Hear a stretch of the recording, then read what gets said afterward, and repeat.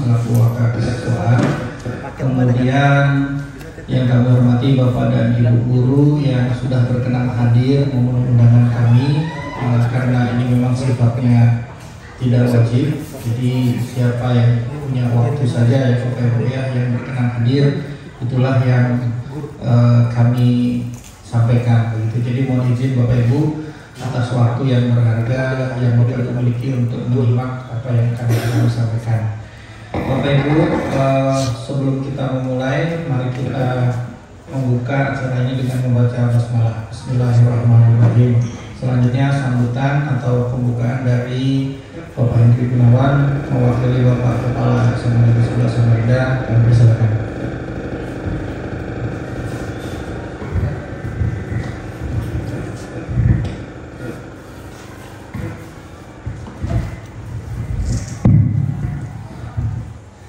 Bismillahirrahmanirrahim.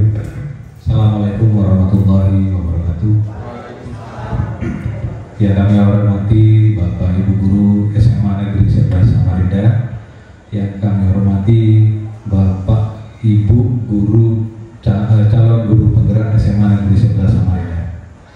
Alhamdulillahirrahmanirrahim. Asyhadu an la ilaha illallah wa asyhadu anna Muhammadan abduhu wa rasuluh wa ala alihi wa ashabihi amma. Pertama-tama mari kita panjatkan puji syukur kepada Allah Subhanahu wa taala.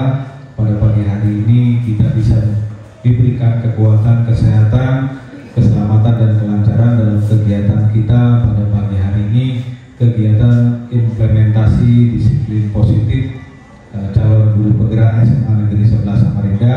Semoga berjalan dengan lancar dan diberikan kemudahan. Selanjutnya tidak lupa juga kita panjatkan kepada junjungan besar kita Nabi Muhammad SAW, karena beliaulah kita bisa menjadi orang-orang yang beriman dan bertakwa kepada Allah Subhanahu wa taala. Selanjutnya di sini saya mewakili Kepala Sekolah SMA Negeri 11 Samarinda, dan saya tidak banyak istilahnya sambutan. Semoga acara ini bisa menjadi refleksi kita semua, baik itu calon guru penggerak, baik itu guru SMA Negeri 11 Samarinda. Yang selanjutnya kami juga bermohon untuk Bapak Ibu bisa berinteraktif, bisa juga sharing atau saling bertanya dengan calon guru penggerak supaya acara ini bisa lebih hidup, acara ini lebih menarik, acara ini bisa menjadikan kita contoh untuk diri kita sendiri, contoh untuk yang lainnya. Semoga dengan acara istilahnya disiplin positif ini seperti apa, pemerefleksian dari calon guru penggerak ini mari kita dukung, karena ini adalah teman-teman kita. Mari sama-sama kita dukung, mari sama-sama kita dorong, mari sama-sama kita berikan motivasi, mari sama-sama kita memberikan pemikiran. Semoga mereka bisa menyelesaikan kegiatan mereka pada sampai puncaknya di bulan Desember nanti. Kami di sini dari sekolah hanya bisa berdoa semoga calon-calon guru penggerak tetap diberikan kekuatan, kesehatan, keselamatan, dan kemudahan, dan diberikan kelulusan. Dengan mengucapkan Bismillahirrahmanirrahim, acara disiplin positif ini resmi kami buka.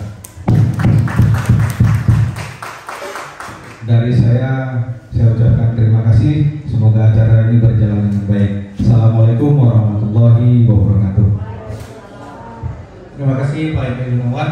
Baik Bapak Ibu, kita akan mengatur kegiatan hari ini yaitu dengan 3 sesi. Ya, sesi pertama nanti akan ada paparan 15 menit, sesi kedua 15 menit, sesi ketiga 15 menit, ditambah dengan 5 menit untuk masing-masing refleksi ya. Jadi terkait dengan materi yang disampaikan.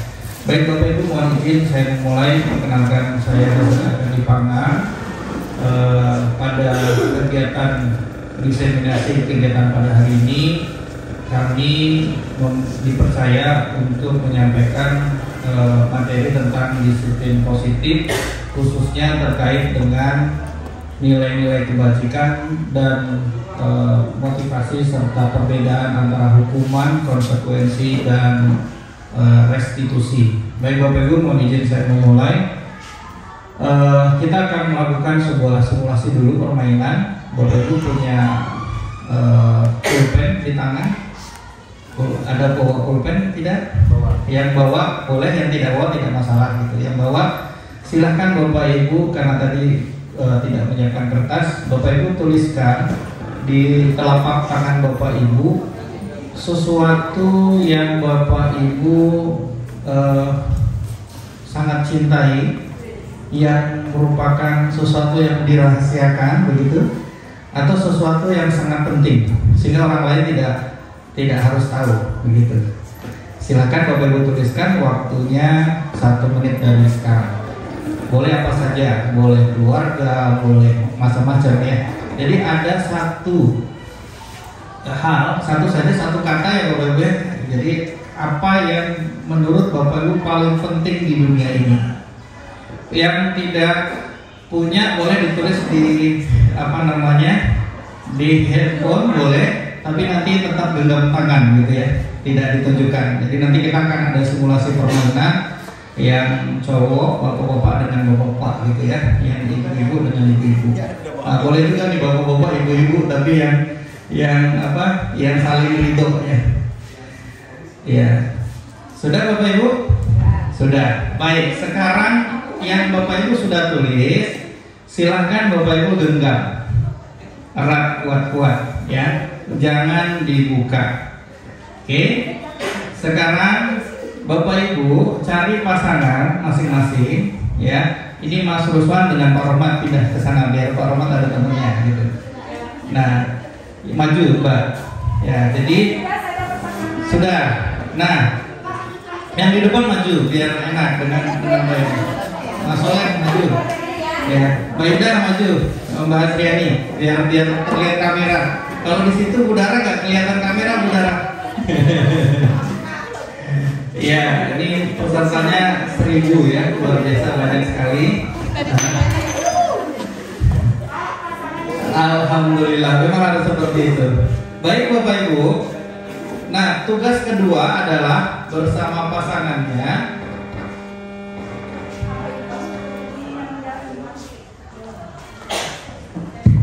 Ya, bersama pasangannya, Bapak Ibu boleh memilih siapa yang lebih dulu membuka tangan Bapak Ibu ya. Tapi Bapak Ibu punya 2 pilihan. Yang berusaha membuka dengan cara apapun gitu ya. Saya ulangi, yang nanti bertugas membuka tangan boleh dengan cara apapun, menggigit atau merayu atau terserah. Yang penting bagaimana caranya Bapak Ibu, dan Bapak Ibu yang menggenggam punya pilihan tetap menutup rapat atau membuka untuk rekan tersebut. Itu pilihan ya. Jadi boleh milih. Tidak ada paksaan Bapak Ibu harus membuka, tidak ada paksaan Bapak Ibu harus menutup. Bapak Ibu memilih. Tetapi yang bertugas membuka, pasangan yang membuka itu berusaha semaksimal mungkin agar rekan tadi mau membuka. Buka aja langsung. Gitu ya. Buka aja langsung pasrah. Baik, kita mulai ya Bapak Ibu ya. Sekarang yang bertugas menggenggam, silakan genggam tangannya erat-erat.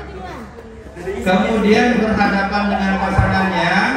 Yang pasangannya silahkan berusaha menggoda, merayu, dan lain-lain. Silakan. Waktunya 2 menit dari sekarang.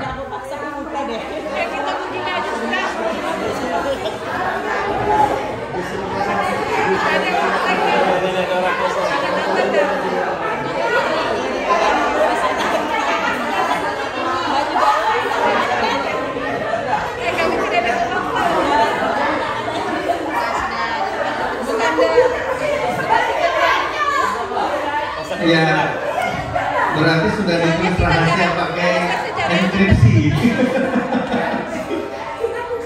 Ya, sudah ada yang terbuka Bapak Ibu, ada yang pasrah membuka, ada yang menahan. Ada yang pakai negosiasi.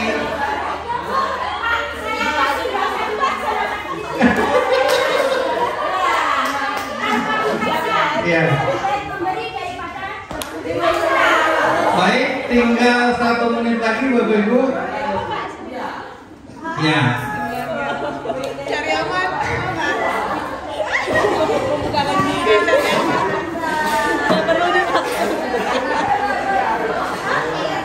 Baik, cukup. Sekarang Bapak Ibu silakan kembali ke depan, menghadap ke depan semuanya. Bapak Ibu, saya mau tanya satu orang saja untuk refleksi, ya. Siapa yang bersedia? Satu orang untuk yang menggenggam, satu orang untuk yang berusaha membuka. Boleh siapa aja. Tidak harus satu kelompok, tidak harus satu kelompok. Pak Romat dulu boleh. Pak Romat tadi posisinya menggenggam. Menggenggam. Baik, Pak Romat membuka atau tetap menutup?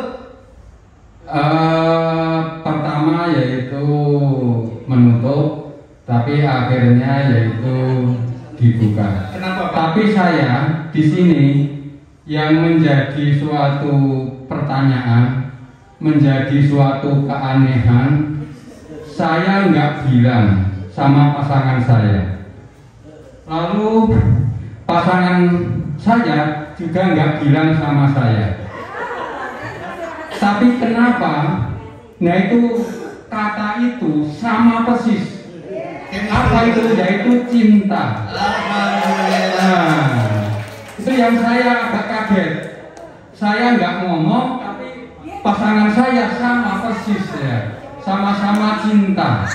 Nah, itu yang menjadi suatu perhatian. Khususnya untuk diri sendiri. Bapak Ibu, Pak Romat akhirnya membuka tangannya atau tetap mengunci? Ya mengunci. Tetap mengunci tapi tahu ya Pak ya? Tapi di sini tahu ya. Baik.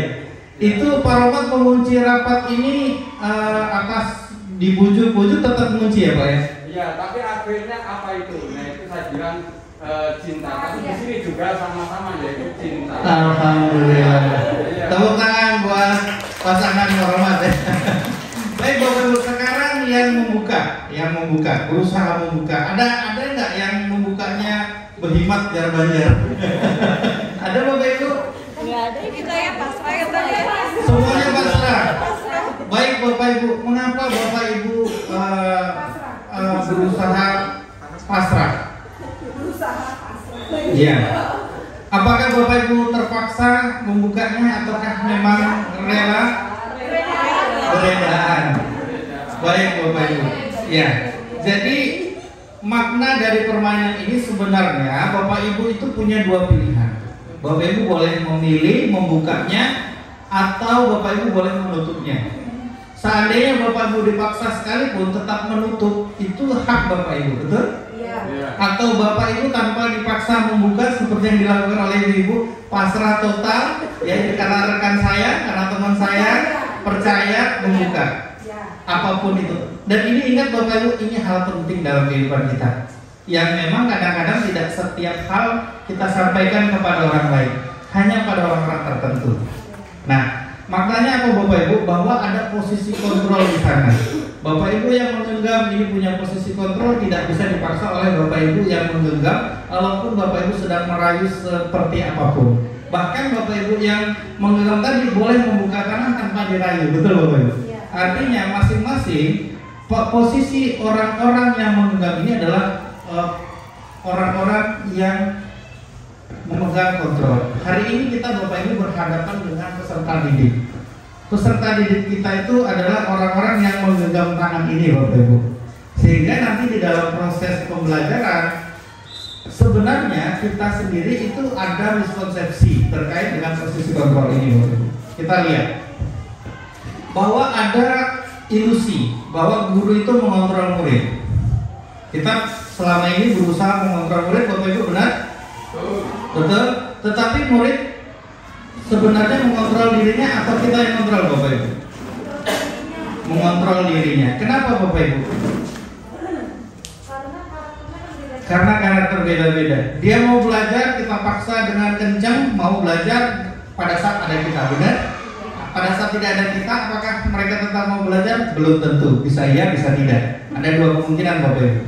Kemudian ada ilusi lagi bahwa semua penguatan positif yang kita lakukan, nasihat-nasihat kita itu rasa-rasanya bermanfaat dan sangat efektif untuk peserta didik kita.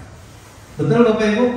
Kita memberikan nasihat setiap hari, itu rasa-rasanya kalau menurut kita itu hasilnya pasti positif, pasti efektif. Padahal selama kita mengajar, ada anak-anak yang memang sudah budayanya positif, itu memang akan tetap positif. Tetapi anak-anak yang berbudaya tidak positif, masih negatif, walaupun kita nasihati setiap hari, belum tentu dia membuka kontrolnya untuk mau jadi positif dengan nasihat-nasihat kita. Sepakat Bapak Ibu? Ya. Kemudian berikutnya ada ilusi bahwa kritik dan membuat orang merasa bersalah dapat menguatkan karakter. Misalnya begini, membuat orang merasa, kamu nggak kasihan sama ibu, nggak kasihan sama bapak. Setiap hari bapak ini ngajar kamu dengan serius, dengan semangat. Kok kamu main-main? Kok kamu nggak serius? Anak-anak mungkin saat itu merasa bersalah Bapak Ibu, tetapi rasa bersalahnya ini belum tumbuh dari dirinya sendiri, sehingga ini juga masuk dalam posisi kontrol. Kemudian berikutnya ada ilusi bahwa orang dewasa memiliki hak untuk memaksa. Kita orang dewasa, para guru memaksakan sesuatu nggak kepada peserta didik? Kamu belajar? Tidak. Ada tidak ya? Tidak. Ada tidak. Format tidak. Ibu ada maksa. Format bisa cerita Pak, kenapa tidak Pak? Ya. Baik, Endra.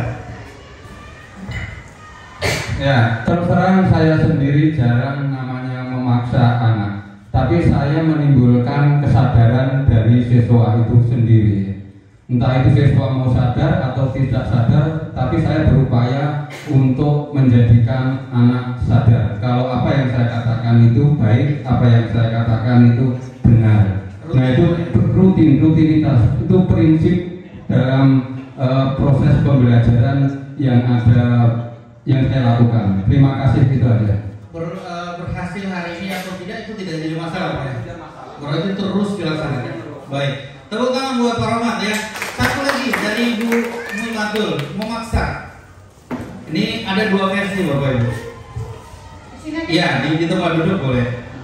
Bismillahirrahmanirrahim. Mohon maaf kalau saya mungkin dalam proses pembelajaran ada teori memaksa karena saya pelajaran pendidikan agama Islam.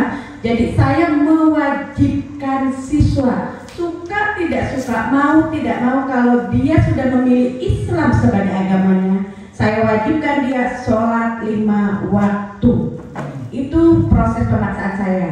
Terus proses pemaksaan kedua, pada saat dia masuk wajib membaca ayat suci Al-Quran. Bisa tidak bisa? Kalau tidak bisa akan saya ajari, yang bisa mari sama-sama belajar. Itu yang selama ini saya lakukan.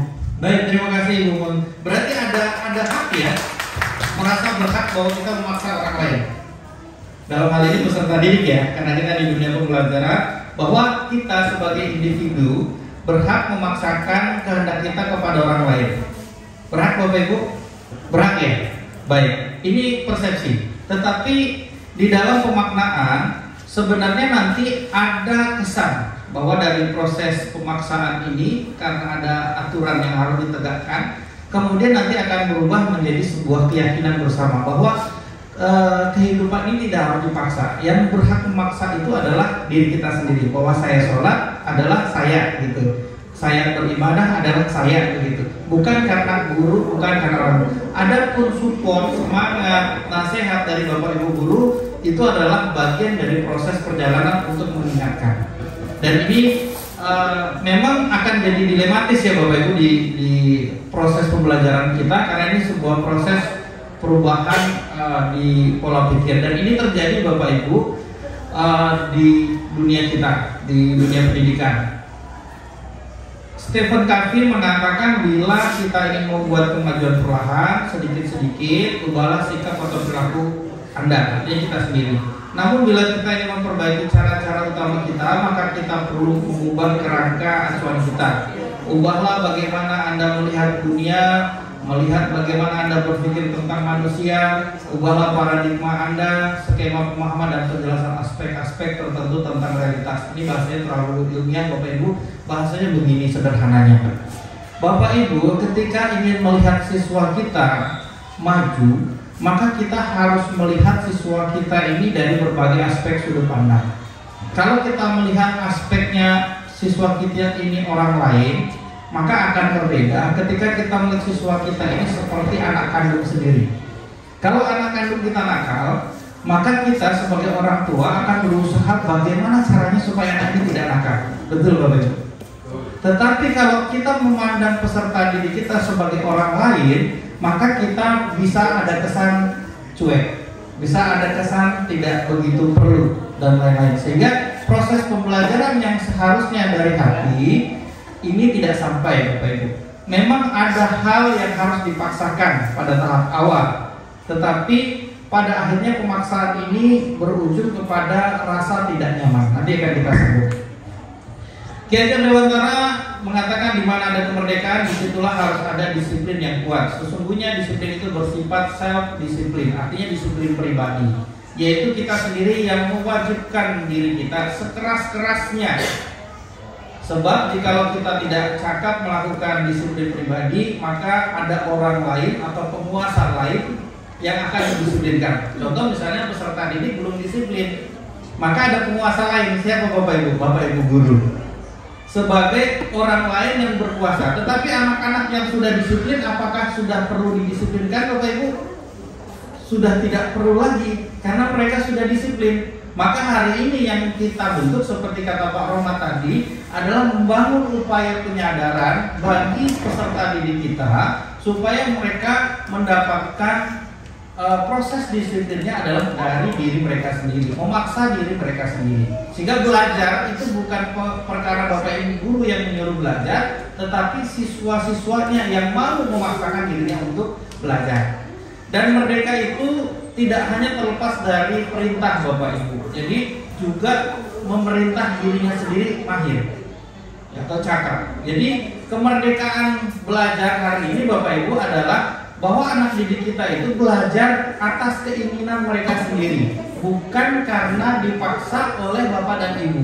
Walaupun dalam praktiknya kita masih melihat proses pemaksaan, berarti ada proses pembelajaran yang harus kita upayakan, yaitu seperti kata Pak Rahmat, penyadaran bahwa belajar itu penting, bahwa sholat itu penting, bahwa semua yang baik-baik itu penting dan harus dilaksanakan.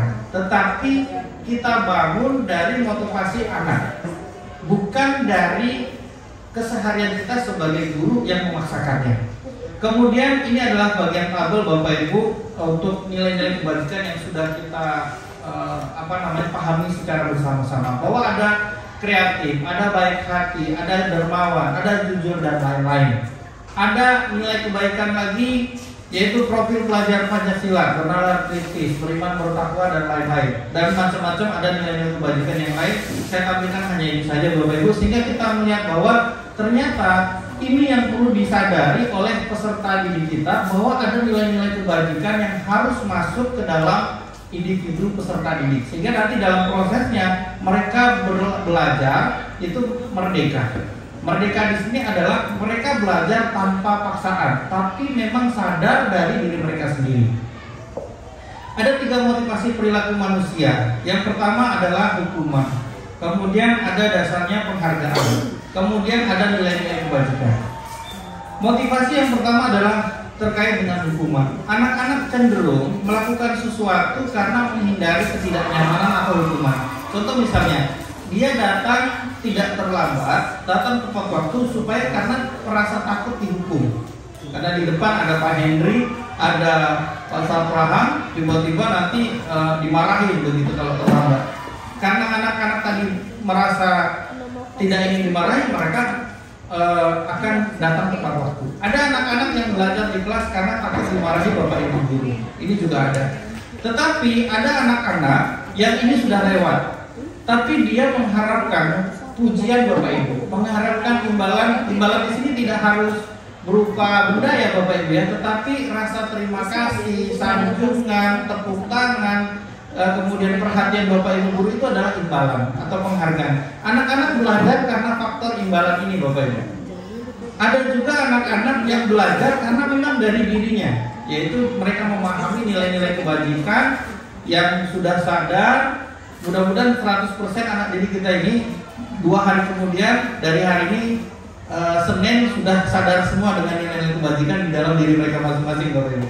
Sehingga dalam proses perjalanan Bapak Ibu menjadi baik. Mengutip daripada pendapat Kiai Maimun Zubair bahwa ketika kita menjadi guru, janganlah membuat atau berniat menjadikan anak kita pintar, tapi berniatlah menjadikan anak didik kita ini orang baik. Sehingga ketika kita meniatkan anak didik kita orang baik, kita tidak perlu marah-marah kalau anak kita tidak pintar, karena dia akan pintar dengan pengetahuannya masing-masing ya Bapak Ibu, tidak harus sama dengan kita. Nah, kemudian di nilai-nilai kebajikan, mereka ingin menjadi orang-orang yang merdeka, seperti apa yang mereka inginkan dan menghargai diri sendiri dengan nilai-nilai yang mereka percaya.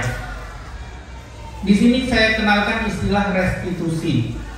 Restitusi ini adalah proses menciptakan kondisi bagi murid untuk memperbaiki kesalahan mereka, sehingga mereka bisa kembali kepada kelompok mereka dengan karakter lebih baik. Anak-anak yang bermasalah, kita bangun prosesnya, kemudian nanti mereka bisa lebih baik di kelompok. Nanti akan disampaikan oleh Pak Indra lebih detailnya. Kemudian restitusi ini juga adalah proses kolaboratif yang mengajarkan murid untuk mencari solusi terhadap masalah mereka, membantu orang lain atau murid tersebut berpikir tentang apa yang mereka inginkan dan bagaimana mereka memperlakukan orang lain. Ini adalah bagian dari proses perbedaan antara hukuman, konsekuensi, dan restitusi. Ketika berbicara hukuman, maka ada identitas gagal. Kamu salah, seperti itu Bapak Ibu. Kamu tidak benar, kamu melakukan kesalahan. Kita mencoba mengontrol anak, auranya memang di sini rata-rata marah, ya Bapak Ibu. Kalau konsekuensi ini adalah Bapak Ibu guru, kamu salah, ini peraturannya begini, sanksinya begini. Silahkan bersihkan WC misalnya begitu, silahkan ini, silahkan itu. Tapi kita di sini sudah tidak marah secara emosional di Bapak Ibu. Dalam tahap restitusi Bapak Ibu, guru tidak marah, bahasa lebih santun, bahasa lebih senang, menyenangkan. Anak kita pahamkan salah, ada 3 tahapan nanti. Yang pertama adalah menstabilkan identitas. Mereka gagal, mereka melakukan kesalahan. Tetapi sebagai guru kita membalikan kepada satu pemahaman besar bahwa setiap manusia salah, bahwa kesalahan ini bisa diperbaiki, bahwa dia masih sekolah, masih perlu kesalahan lebih banyak, dan sebaik-baik orang bersalah memperbaiki keadaan.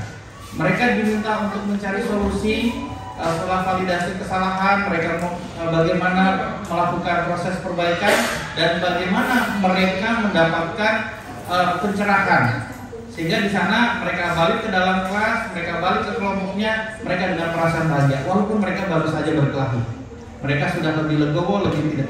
Berbeda Bapak Ibu, misalnya kalau berkelahi kita tempelin, Pak, akan memberikan dampak yang luar biasa di hati mereka.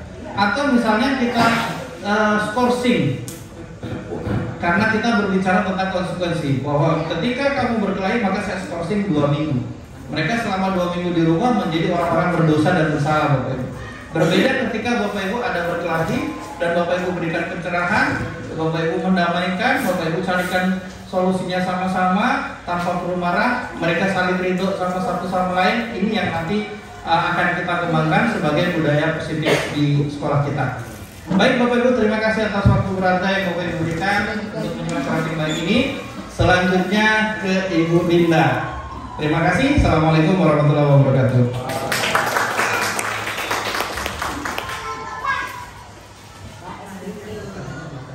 Sprinting Mas.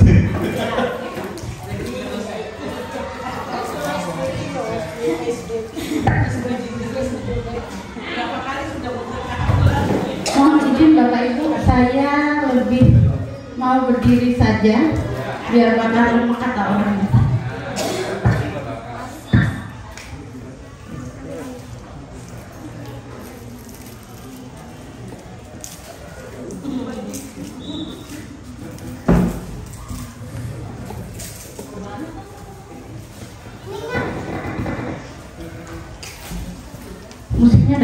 Mas ya. Ya, oke. Terima kasih Bapak Ibu. Assalamualaikum warahmatullahi wabarakatuh.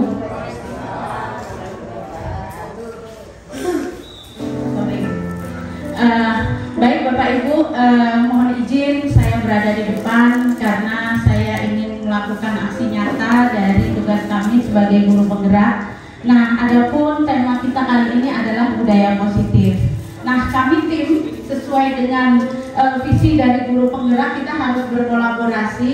Nah, yang pertama saya ucapkan terima kasih kepada semua Bapak Ibu guru hebat yang mau bersedia hadir untuk menjadi partner kami, menjadi rekan kami dalam sesi berbagi ini.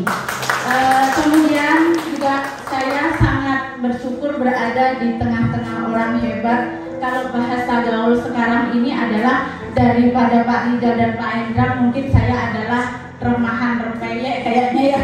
Dengan bukan main Pak Rizal ini jam terbangnya yang cukup sangat-sangat padat sekali. Saya ini apalah Bapak Ibu ya.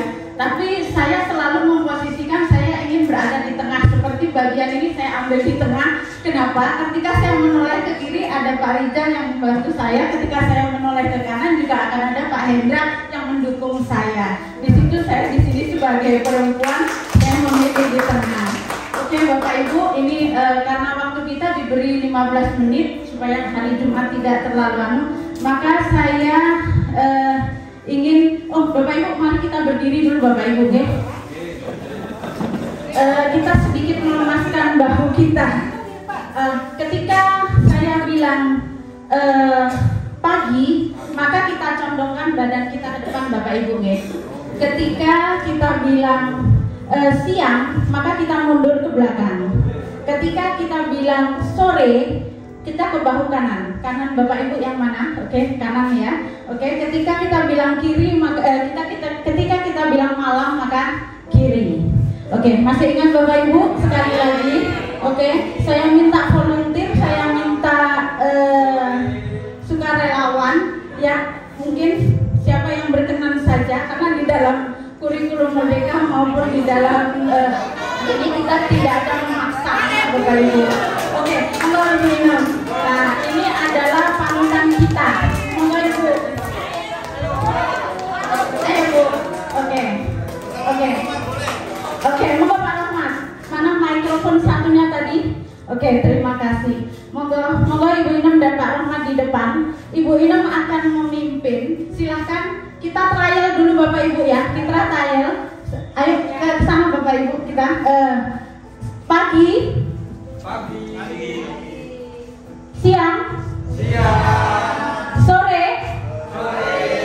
Malam. Oke, sekarang langsung kita pada permainannya. Silakan Bu Inem untuk memberikan instruksi dan Pak Rahmat dan teman-teman akan memperagakan. Ingat, di sini ada berlawan. Nanti apabila Bapak Ibu ada satu yang berbeda, saya minta kerelaannya untuk ke depan. Monggo Ibu Inem, silakan. Ya, oke. Yuk, silakan. Ya.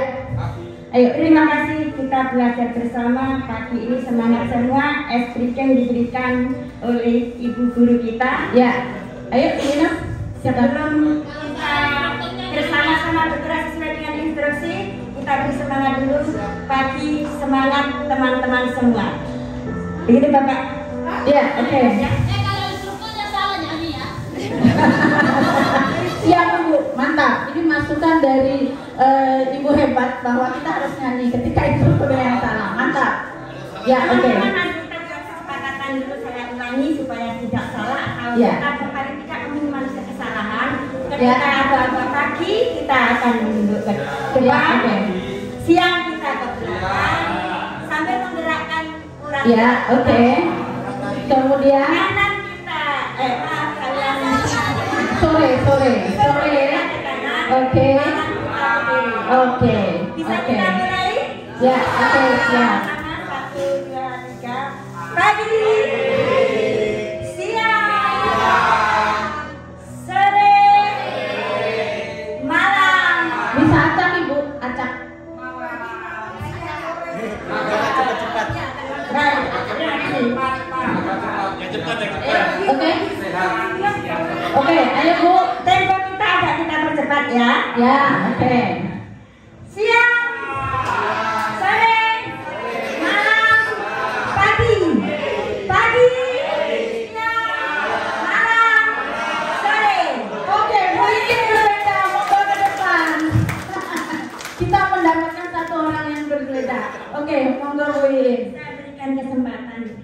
Oke, terima kasih Pak Rahmat dan Bu Iin, Bapak Ibu guru hebat. Monggo silakan boleh duduk semua. Kecuali Bu Iin, monggo Ibu Iin. Silakan. Mungkin ini kita langsung saja Bapak Ibu ya. Bu Iin, Ibu saya minta untuk tujuan pembelajaran saya skip karena waktu kita 15 menit kita jadi mungkin nanti bisa kita sharing. Ini Bapak Ibu juga bisa pasti sudah lebih memahami daripada saya. Karena ketika kita menjadi Bapak Ibu guru, kita adalah orang hebat yang terpilih Bapak Ibu. Nah lanjut Bu Iin, ini nomor 1 mungkin Bu Iin bisa memberikan curah pendapatnya. Menurut Bu Iin, keyakinan, kesepakatan atau peraturan itu apa sih Bu Iin? Yang ada yang Ibu ketahui saja. Monggo Ibu. Oke, terima kasih. Sebelumnya saya juga masih belajar, mungkin masih perlu banyak koreksi dan pemantapan dari Bapak dan Ibu hebat di depan. Oke, yang pertama tentang pertanyaan pemantik, apa yang Anda ketahui tentang keyakinan, kesepakatan dan peraturan? Kalau menurut saya, keyakinan itu hal yang kita yakini benar dan harus kita laksanakan. Yang kedua, kesepakatan, artinya hal yang sudah kita sepakati bersama dan harus kita laksanakan dan kita sepakati, jadi tidak kita langgar. Yang ketiga, peraturan, berarti tata tertib yang baku dan tidak boleh dilanggar. Jika dilanggar ada sanksinya. Oke. Demikian, terima kasih. Terima kasih Bu Iin. Oke, terima kasih Bu Iin. Monggo silahkan duduk.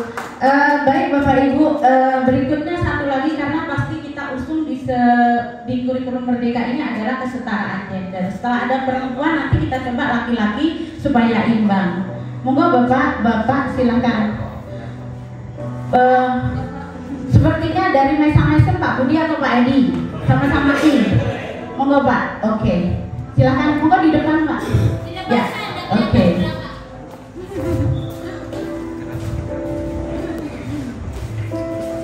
Itu ya tentang keyakinan, kesepakatan dan peraturan itu ya.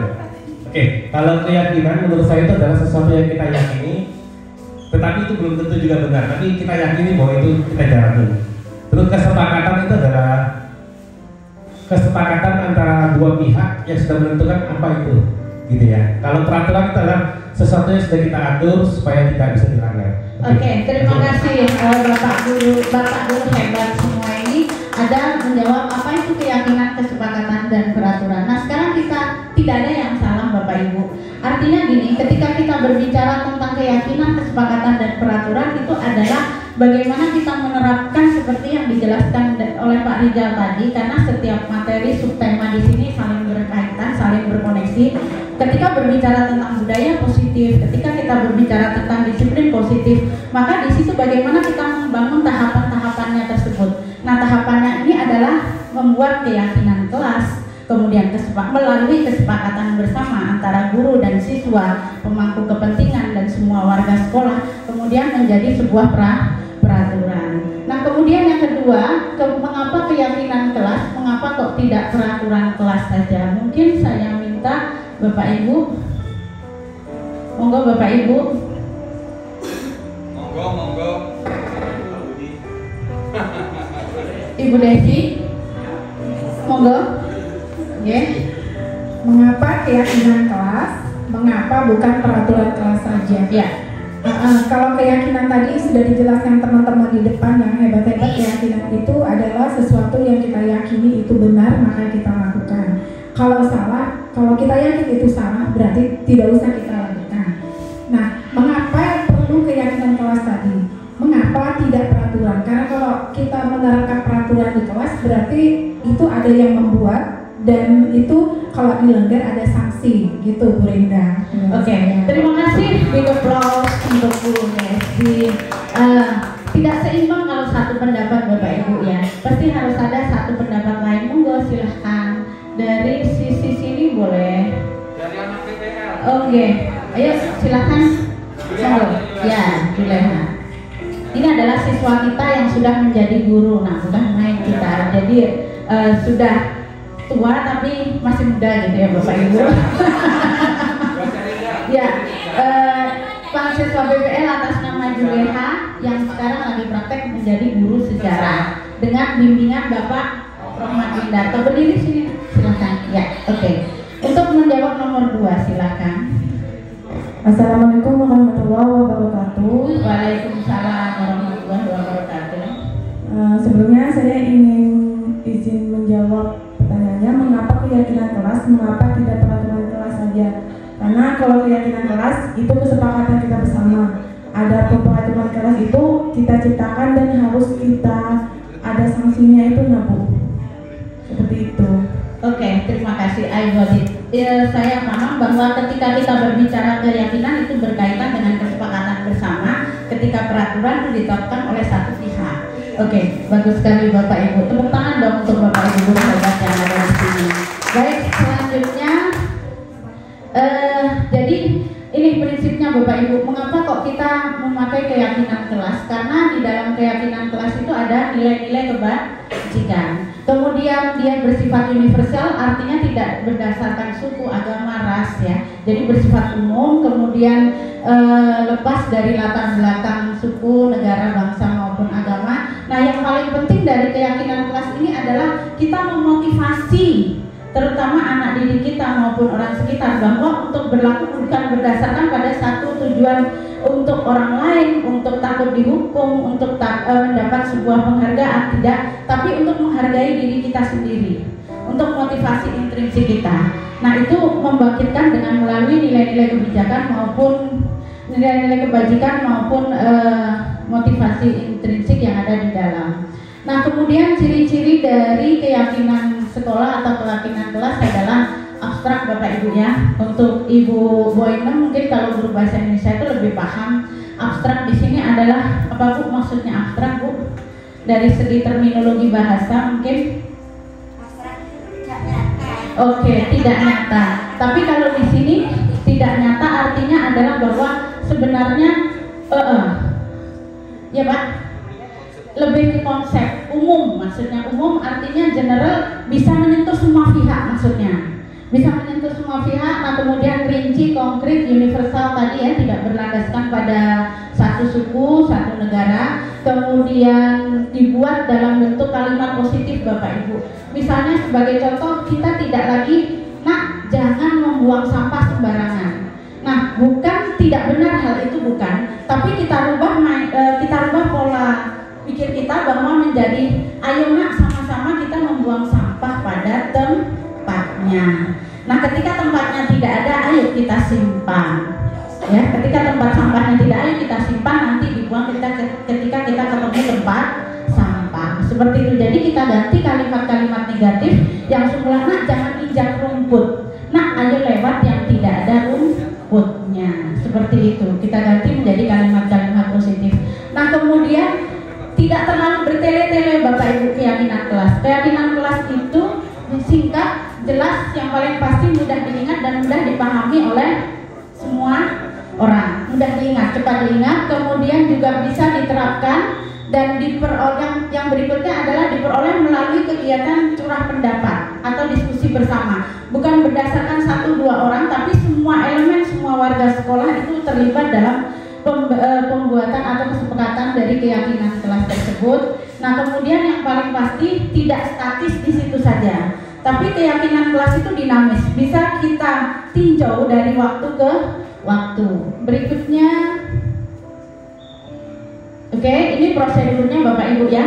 Sama seperti sebenarnya ini beberapa kali sudah kita lakukan, misalnya dalam kita menyusun kegiatan-kegiatan. Kalau kita di guru, di anak-anak juga hanya beberapa istilah-istilah di kurikulum Merdeka ini yang agak sedikit berubah istilahnya, tapi pada kenyataannya beberapa kali implementasinya udah pernah kita laksanakan.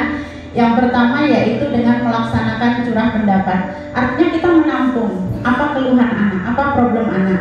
Berikutnya setelah itu baru kita catat masukan-masukan dari mereka, kita catat problem-problem mereka. Nah, setelah itu kita gunakan kalimat-kalimat yang positif, kemudian kita tinjau saran, masukan, dan kemudian kita setujui dengan menandatangani kesepakatan bersama untuk diterapkan. Nah, kemudian yang paling penting di akhir adalah publikasi. Seperti yang dilakukan oleh Bapak Kepala Sekolah kita visi misi, namun sayangnya tidak Bapak Ibu, saya sendiri. Saya juga tidak sempat untuk merevisi maupun begitu dikasih ya udah simpan dulu karena ngajar nggak lama kita kembalikan. Nah, aslinya pada kenyataannya ketika membuat peraturan atau keyakinan itu adalah ada masukan dari semua pihak. Itu. Oke, Bapak Ibu, baik. Selanjutnya adalah nih. Jadi kesimpulannya, saya ingin mendengar suara Ibu Ratri dong. Monggo Ibu Ratri. Kesimpulannya, keyakinan kelas menjadi dasar dari peraturan kelas yang dibuat dengan kesepakatan bersama antara guru dengan siswa di kelas. Keyakinan kelas dibuat berdasarkan kesepakatan kelas yang diyakini bersama dapat menanamkan nilai-nilai positif pada murid. Baik, terima kasih Bu Ratri. Jadi keyakinan kelas itu adalah dasar untuk membuat peraturan. Kemudian dibuat bersama-sama. Baik guru, kalau keyakinan sekolah ya semua warga sekolah. Keyakinan kelas ya guru dan wali kelas. Kemudian dan seterusnya, Bapak Ibu. Kemudian ini untuk menanamkan nilai-nilai kebajikan, nilai-nilai positif. Nah, nilai-nilai kebajikan seperti yang disebutkan Pak Rizal, kalau di kita ini mengerucut pada profil pelajar Pancasila. Masih ingat Bapak Ibu nggih? Apa saja itu? Yang pertama, beriman, bertahapal luar kepala, beriman, bertakwa, dan berakhlak mulia. Yang kedua, yang berkemitraan global. Kemudian yang ketiga, gotong royong, bernalar kritis, mandiri, kreatif dan inovatif. Oke, tepuk tangan dong Bapak Ibu guru hebat semua. Baik Bapak Ibu, ini adalah satu contoh minimal. Nah, kemudian untuk keyakinan kelas kita bisa terapkan di kelas-kelas ya. Jadi kita lihati kalau saya menganalisis contoh ini adalah kalimat-kalimat positif yang tidak bernada instruksi, maksudnya seperti itu. Jadi setiap anggota kelas perlu belajar, setiap anggota kelas. Nah, setiap kelas bisa mempunyai aturan kelas yang berbeda-beda berdasarkan lingkungan kondisi dari kelas tersebut. Mohon maaf kalau terlalu kecil Bapak Ibu. Nah, lanjut berikutnya ini saya Bapak Ibu. Ini kalau yang saya terapkan, kalau kita di kelas biasanya itu saya pakai kesepakatan kelas. Nah, kesepakatan kelasnya itu biasanya saya ambil awalnya itu saya meminta curah pendapat dari anak-anak, problem apa yang kalian hadapi selama belajar. Nah, akhirnya anak-anak menyampaikan kalau ini lewat saya pakai metode Google Jamboard. Kalau Google Jamboard ada Bapak Ibu guru beberapa yang bertanya bagaimana Google Jamboard. Sebenarnya gampang saja Bapak Ibu, tinggal diklik-klik saja. Nah, bukan cuma kita terkendala lagi kadang ada beberapa anak-anak HP-nya nggak support. Ya, HP-nya nggak support, misalnya memorinya nggak bisa install dan sebagainya. Ada belum lagi jaringan dan lelet dan sebagainya. Yang saya maksud gampang di sini kita tidak perlu mengaktifkan kertas-kertas itu loh Bapak Ibu. Karena kita kadang-kadang saya pribadi itu malas kalau misalnya mengaktifkan kertas-kertas. Nah, ketika begini kita punya masalah anak-anak sudah bisa tersimpan. Saya ambil dari pembelajaran di kelas, kemudian saya screenshot. Ini adalah anak-anak masalahnya ketika dia belajar bahasa Inggris sama saya. Saya free, saya bebaskan. Silahkan memberikan, sampaikan problemnya, boleh bahasa Inggris, bahasa Indonesia. Ada yang menjawab lazy, banyak tugas Bu, saya susah paham Bu, dan seterusnya. Nah, akhirnya berikutnya muncullah kesepakatan kelas yang seperti ini. Oke, ketika ada anak-anak bermasalah limited time. Limited time ini adalah terbatasnya waktu. Nah, maka apa yang kita sepakati? Ayo kita sama-sama datang tepat waktu. Yang kemudian be respectful. Ketika ada siapa yang berbicara di depan, karena ada beberapa teman merasa bising, ada yang ribut dan sebagainya. Ayo kita saling menghargai dan seterusnya. Ini Bapak Ibu, ini hanya contoh yang minimal. Bapak Ibu pasti bisa melakukan yang lebih lagi daripada ini. Oke, baik. Berikutnya adalah kebutuhan dasar manusia, sesi yang kedua Bapak Ibu. Nah, seperti biasa ada tujuan pembelajaran di situ. Kita juga next. Nah, ini ada satu kasus Bapak Ibu. Saya ingin Bapak Ibu menelaah satu kasus di sini. Berapa menit masih? Oke. ya? Udah lewat. Oh my god. Jadi di sini kita belajar pun berhari-hari Bapak Ibu. Ketika disuruh menyampaikan 15 menit ya otomatis agak sedikit ngebut, belum lagi terpotong ice breaking dan sebagainya. Ibu Nina, karena gini, saya juga berprinsip ketika saya belajar itu hanya melulu dicekokin materi, saya bosan Bapak Ibu. Saya lebih suka mengajak, ayo kita sama-sama berbicara. Di situ kita belajar. Jadi ini ada Ibu Nina adalah wali kelas 10 di SMA Hebat, sedang bingung menghadapi ulah salah satu murid di kelasnya, Doni. Nah, kemudian berapa anak di kelas tersebut telah datang padanya dan mengeluhkan Doni yang seringkali meminta paksa makanan temannya. Jika Anda sebagai pendidik menghadapi situasi seperti itu, apa yang Anda lakukan dan menurut kira-kira apa alasan Doni melakukan? Nah, ini oke. Karena tidak cukup waktu untuk ini, maka kita skip. Sebenarnya biasanya kita harus curah pendapat di sini Bapak Ibu.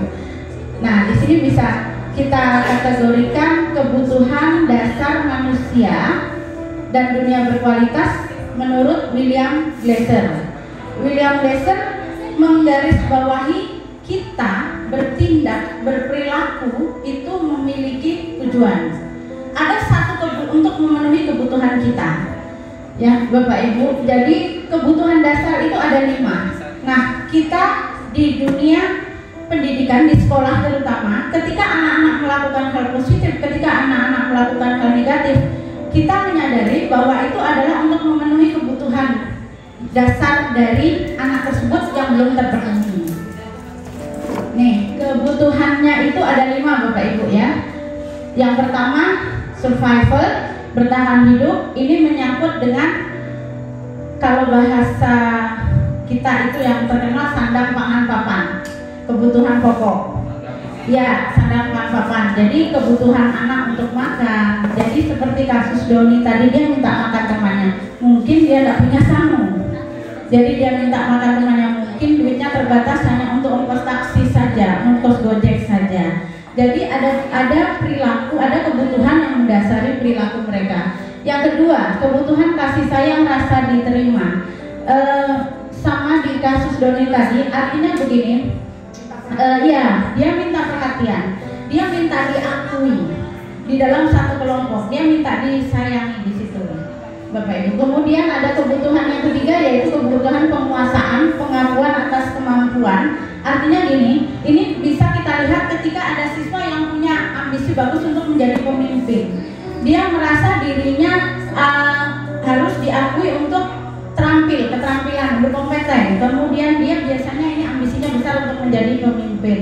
Ini bisa kita lihat pada siswa kita sehari-hari. Ya, kemudian kebebasan, kebutuhan kebebasan ini bukan kita membebaskan anak Bapak Ibu ya. Yang dimaksud dengan kebebasan di sini adalah kita memberikan mereka ruang untuk menyampaikan pendapat, untuk menyampaikan pilihan hidupnya.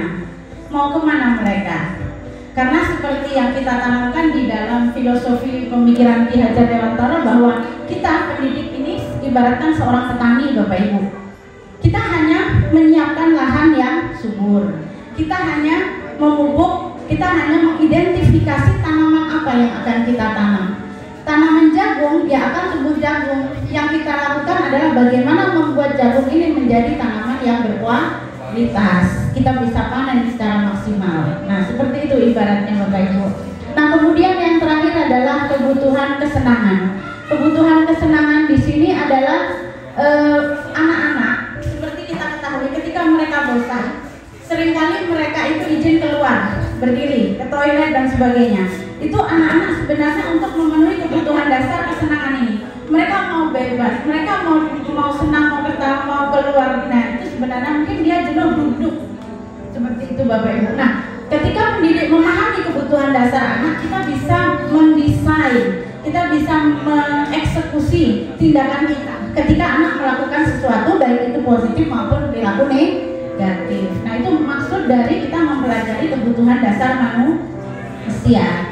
Nah, kemudian berikutnya ini adalah, karena udah lewat, ini aja Bapak Ibu. Nah, ini adalah satu, mungkin ada Bapak Ibu yang bertanya, apa sih kegiatan guru penggerak dan bagaimana? Ini juga di sini salah satu contoh LMS Bapak Ibu yang kita kita kerjakan. Jadi di LMS itu nanti kita diberikan analisa. Juga kalau dari saya pribadi, saya belajar ini sebagai misalnya saya ingin membuat suatu latihan pemahaman ke siswa, saya bisa menggunakan LMS, saya bisa menggunakan beberapa integrasi platform IT untuk membantu ini pembelajaran saya. Nah, ini adalah salah satu analisa. Saya minta tolong Pak Ahmad ya, belum ngomong ya deh kalau Pak dibaca. Nah, kira-kira menurut Bapak informasi kebutuhan Bimo seorang anak TKB selalu berlari keluar kelas menuju jalan raya di depan sekolahnya yang ramai dengan kendaraan. Tingkahnya membuat guru Bu Ani bingung dan sering kali lari mengejarnya. Ada beberapa kemungkinan jawaban yang diberikan Bimo. Identifikasi kebutuhan yang ingin dipenuhi oleh Bimo. Jika respon Bimo seperti di kolom sebelah kiri, aku senang main kejar-kejaran dengan ibu guru. Seru. Oke, terima kasih Pak Ahmad. Nah, menurut Pak Ahmad, ini kebutuhan apa Pak? Dari kata yang dalam quotation, yang dalam tanda kutip, aku senang main kejar-kejaran dengan ibu guru, karena itu seru. Nah, dari analisa situasi dan kondisi yang di atas, kemudian kira-kira kebutuhan penguasaan, kesenangan, kebebasan, cinta, dan kasih sayang atau apa Pak? Nah, sebenarnya banyak. Apa yang disampaikan oleh Bu Haja Rinda tadi semuanya sebenarnya masuk ya. Masuk secara keseluruhan ya. Misalnya ada rasa tadi senang, nah itu. Nah, kenapa anak itu merasa senang? Nah, karena anak seusia anak SMA, nah itu biasanya minta perhatian. Itu bisa. Makanya sebenarnya kita sebagai seorang pendidik itu harus tahu persis tentang karakter anak itu sendiri, tentang kemauan anak itu sendiri. Maka dibutuhkan jadi guru itu penuh dengan adanya suatu kesabaran. Karena kalau kita misalnya tidak sabar, yang ada cuma memarahinya, kemudian menyalahkan. Loh, kamu kok seperti itu, atau bahkan kata-kata yang sifatnya tidak mendidik. Nah itu, jadi dituntut adanya suatu yaitu kesabaran. Oke, terima kasih Bapak. Plus dong untuk Bapak Rohmat Windarto. Terima kasih Pak.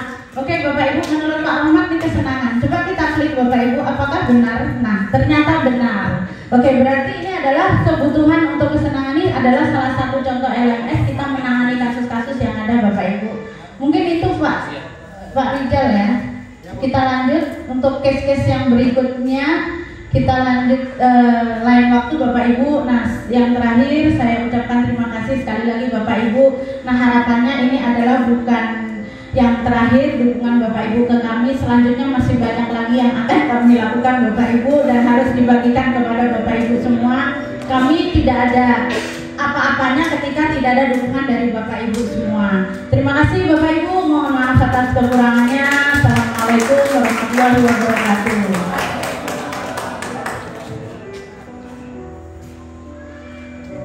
Baik, terima kasih Bu Rida. Tepuk tangan untuk Bu Rida untuk semuanya. Jadi sepertinya materinya udah habis nih. Udah dihabisin Bu Rida sama Pak Rizal ya.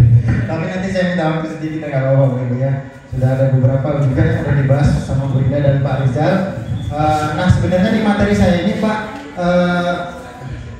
saya merasa belum pantas untuk melaksanakannya karena ini hanya masih sebatas teori bagi saya Bapak Ibu ya. Karena saya baru jadi guru sekitar 8-9 tahun, jauh dibandingkan Bapak Ibu guru yang lain udah puluhan tahun, udah makan asam garam bahasa Jawanya itu Pak ya. Ikan asin Bu ya. Oke. Assalamualaikum warahmatullahi wabarakatuh. Selamat siang, selamat pagi Bapak Ibu guru hebat semuanya. Salam dan bahagia. Nah, ini materi saya itu ada yang namanya restitusi. Nah, nanti restitusi itu apa kita tadi udah dijelaskan sih teorinya sama Pak Rizal tadi Pak ya. Bu Rida juga udah sempat tadi ngebahas tentang restitusi. Nah, sebelum kita lebih jauh ke restitusi, saya minta satu orang bersedia untuk maju, siapa angkat tangan? Ayo silakan Pak Susilo, terima kasih. Tepuk tangan dulu untuk Pak Susilo. Baik, sini Pak Susilo. Kita main simulasi sebentar ya. Oke. Pak Susilo, sini ya. Pak Susilo, kita 1 menit aja. Mohon maaf Bapak Ibu mohon izin ya. Ini anggap Bapak Ibu semua yang ada di sini adalah murid-muridnya Pak Susilo nih, yang ganteng dan cantik ya. Nah, ketika ini satu kelas nggak ada yang kumpul tugas sesuai waktu, nah silakan Pak Susilo praktikkan 1 menit aja. Silakan Pak Susilo. Mohon izin Bapak Ibu sebelumnya. Anak-anak, kenapa tidak ada yang mengumpul tugas di kelas? Setiap tugas tidak pernah dikerjakan. Setiap saya mengajarkan tidak pernah diperhatikan. Tugas itu dikerjakan di kelas bersama-sama, bisa didiskusikan. Itu artinya kalian semua malas. Jika begini semua, satu kelas tidak akan saya berikan nilai. Oke, cukup terima kasih untuk tangan untuk Pak Susilo. Satu lagi dari Ibu. Dari Ibu, ya. Polisi aja terima kasih. Maju polisi. Oke, lain beda lagi nih Bu. Jadi kasusnya nih gini Bu. Tadi Ibu lewat kelas, ya kan? Terus lihat Pak Susilo marah-marah. Nah, kira-kira Pak Susilo ini kan guru junior nih di sini ya. Lebih junior daripada Ibu kan ya? Nah, kira-kira apa masukan untuk Pak Susilo? Apakah Ibu berani masuk memberi masukan secara langsung atau tidak? Ketika melihat kayak gitu ya. Kan Ibu ini guru yang besti-besti gitu kan biasanya sama besti ya. Saya jangan marah-marah. Nah, apa peran terhadap Pak Susilo sebagai sesama rekan guru? Ya kalau saya kebetulan lewat melihat situasi seperti itu, mungkin saya nanti akan Pak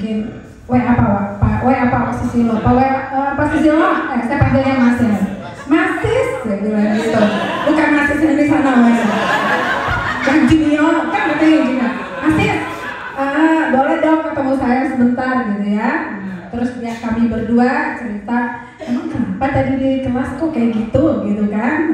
Oh ya gini Bu, iya betul aja sih, kita sebagai guru memang punya kewajiban kalau kita memberi tugas sama anak kita minta tagihannya, tapi mungkin nggak kayak gitu juga kali Mas gitu kan? Mungkin ada cara yang lain Mas gitu supaya anak-anak itu bukan takut sama kita tapi dia patuh juga sama kita gitu. Nanti kita cari solusi, jadi ya kita saling sharing aja dulu, nanti mungkin yang masih silo jadi gimana Bu, nah, gitu bisa saling tukar pikiran gitu aja supaya jangan terulang lagi yang kayak gitu. Oke, terima kasih Bu Desi. Bentar Bu Desi, bentar, satu lagi. Kan Mas Susilo kan guru junior nih. Nah seandainya Pak Romat yang seperti itu, gimana caranya? Enggak serius nih Bu. Kita seorang dalam kehidupan nyata ya. Seandainya kita berandai-andai namanya. Iya itu. Namanya kan kita ini guru juga manusia ya. Iya pasti ada salahnya. Ketika misalnya Pak Romat yang notabene itu lebih senior ya gitu ya. Sama ngajar nih. Aku lebih pengalaman misalnya. Iya. Ayo gimana Bu? Kayak apa ya? Masa masih saya gini? Enggak lah gitu. Ya berusaha saya sama aja gitu ya. Kayak apa saya ke Mas Susilo sama Pak Romat sebagai senior ya. Saya juga mungkin menanyakan juga, mungkin ada sesuatu yang membuat Pak Romat seperti itu. Berani aja saya berani sama Pak Romat gitu. Saya gak akan beda-bedakan mana senior mana junior, bagi saya itu semua bestie saya gitu kan. Jadi yang seorang saya kayak gitu Pak Romat gitu. Kenapa sih tadi marah-marah di kelas saya lewat tadi gitu kan. Nah, mungkin Pak Romat punya waktu mau curhat, nggak apa-apa saya dengarin gitu kan. Nggak apa-apa. Yang penting kita sama-sama gitu ya kan, sama-sama demi kebaikan buat anak-anak di sekolah ini sama buat kita juga sebagai guru, karena ya itu tadi zaman terus berubah, budaya yang dulu dipakai ke sekarang gitu ya. Anak-anak juga sekarang anak-anak modern yang kita hadapi, bukan anak-anak jadul kayak kita dulu habis dimarahin nurut, enggak. Anak sekarang nggak bisa kayak gitu. Jadi mungkin kita sebagai guru kalau anak kayak gitu ya ditanya dulu apa sebabnya, ya mesti sabar gitu ya, ngomong kayaknya teorinya Pak Ki Hajar Dewantara mesti kayak gitu memang. Siap, sudah zamannya gitu ya. Terima kasih Bu Desi, tepuk tangan untuk Bu Desi. Ini adalah salah satu mana Dede yang ada di SMA 11 ya. Ya, jadi begitu ya Bapak Ibu ya. Butuh keberanian ya. Kalau misalnya, mungkin kalau saya Pak Rahmat melakukan itu, saya nggak berani Bu. Jujur, untuk saat ini saya nggak berani. Jujur ya, nggak mungkin saya, Pak Rahmat kenapa sih tadi marah-marah? Kan nggak mungkin Bu. Saya nggak berani Bu, jujur ya. Tapi mungkin perlahan demi perlahan. Kalau misalnya kita, ini buat saya dan juga mungkin adik-adik yang masih PPL, biasa kan nanti kalau baru ngajar tuh ngelihat ada guru yang suka marah-marah, ada yang suka ngomong, ada yang suka menjadi temannya gitu Bu ya. Jadi kita harus memahami posisi mana nanti kita berada ya. Nah di materi ini nanti ada 5 posisi kontrol kita sebagai seorang guru. Waktunya udah habis buat Bu Desi, tadi 7 menit saya hitung. Jadi nggak apa-apa, jadi pembelajarannya hidup ya kalau Bu Desi yang berpendapat. Kayak gurunya kan fasilitator aja. Oke, kita masuk ke materi dulu. Apa itu restitusi? Nah, restitusi itu adalah proses menciptakan kondisi bagi orang murid untuk memperbaiki kesalahan mereka sehingga mereka bisa kembali pada kelompok mereka dengan karakter yang lebih kuat. Artinya kita sebagai fasilitator atau guru, tadi kalau misalnya di seperti Pak Susilo tadi, kalau dalam posisi kontrol 5 posisi kontrol restitusi itu adalah posisi paling terendah. Kalau berdasarkan teori ya Bapak Ibu ya, berdasarkan teori. Kita lanjutkan. Nah, restitusi juga adalah sebuah proses kolaboratif yang mengajarkan murid untuk mencari solusi. Nah, kemarin saya, Bu Rinda, Pak Riza tuh sudah mempraktikkannya tapi secara video. Bapak Ibu ya, tapi mungkin ada sudah Bapak Ibu yang udah puluhan tahun nih mengerjakan ini sudah banyak ya Bapak Ibu yang setiap hari kita melakukan restitusi ya Bu Inem ya. Misalnya anak nggak mampu tugas, kita lakukan restitusi dengan cara kita. Nah nanti kita masuk ke 5 ini Bu yang ada di dalam teori yang kami pelajari. Yang pertama paling rendah itu penghukum. Nah, seperti Pak Susilo tadi menghukum nih, kalian nggak saya tuntaskan semuanya, nggak saya kasih nilai. Padahal anaknya mungkin punya alasan tertentu ya Bapak Ibu ya. Nah kemudian, saya mau tanya nih Bapak Ibu, misalnya guru olahraga mana? 1 orang. Oke, Pak Bu Puput juga. Misalnya nih Bu, saya mau tanya Bapak Ibu, guru olahraga biasanya itu kan kalau ngajar ada siswa yang telat disuruh lari keliling lapangan ya Bapak Ibu ya. Ada beberapa saya lihat ya. Nah itu kira-kira termasuk salah satu hukuman atau konsekuensi Bapak Ibu? Hukuman atau konsekuensi?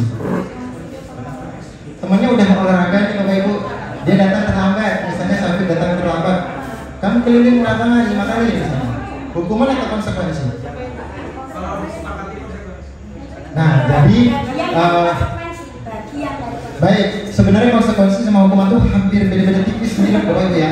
Jadi kalau dalam konteksnya seperti itu termasuk konsekuensi. Kenapa Bapak Ibu?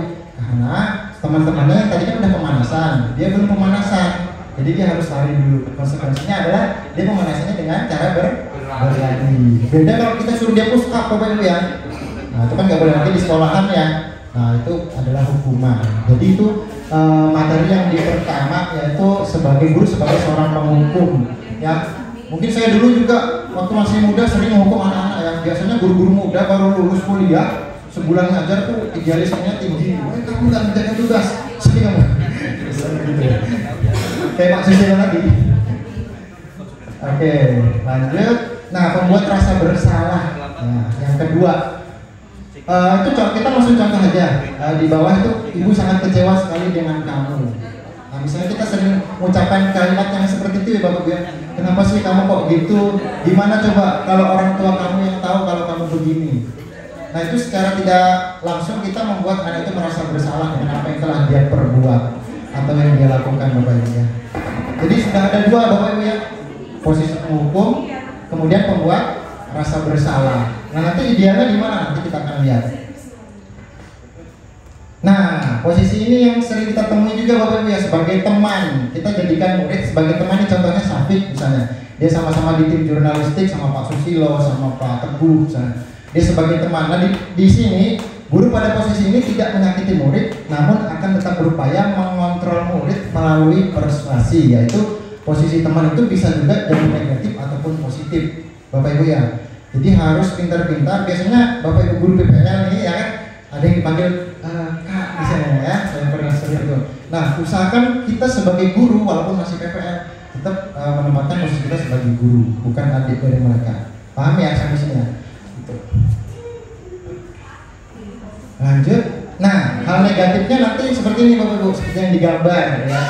Nah, ini memang mungkin Pak gurunya nggak apa-apa, tapi secara kita lihat secara attitude ya, itu nggak pantas ya bagi dia seorang murid giniin gurunya pakai kacamata, gaya mungkin dan lain sebagainya. Itu salah satu posisi nilai negatif dari posisi teman.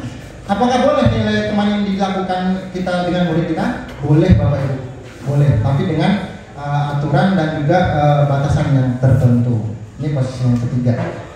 Saya sedikit cepat. Nah, ini posisi pemantau ya, Bapak Ibu ya. Kita sebagai guru harus bisa memantau murid kita, mengawasi dan bertanggung jawab atas perilaku-perilaku mereka. Ini seperti kita misalnya ngecek absen, ngecek kehadiran, ngecek nilai. Ini kita sebagai posisi pantau di sini. Nah, itu ada sanksi atau konsekuensi. Kita dapat memisahkan hubungan pribadi kita dengan murid sebagai seorang yang menjalankan posisi pemantau. Nah, biasanya ada beberapa pertanyaan guru sebagai posisi pemantau itu menanyakan, misalnya dia nggak mau tugas, peraturannya apa nak, gitu ya. Kemudian apa yang telah kamu lakukan, lalu sanksi atau konsekuensinya apa. Nah, itu lebih bertanya, bukan menjudge seperti Pak Susilo tadi, kamu udah dapat nilai gitu ya, itu posisi penghukum, itu bedanya. Kemudian yang terakhir, saya sedikit cepat, adalah posisi manajer. Berdasarkan teori di modul ini, posisi paling ideal adalah manajer. Nah, di posisi manajer ini terdapat juga Bapak posisi sebagai teman dan juga pemantau, dua posisi itu.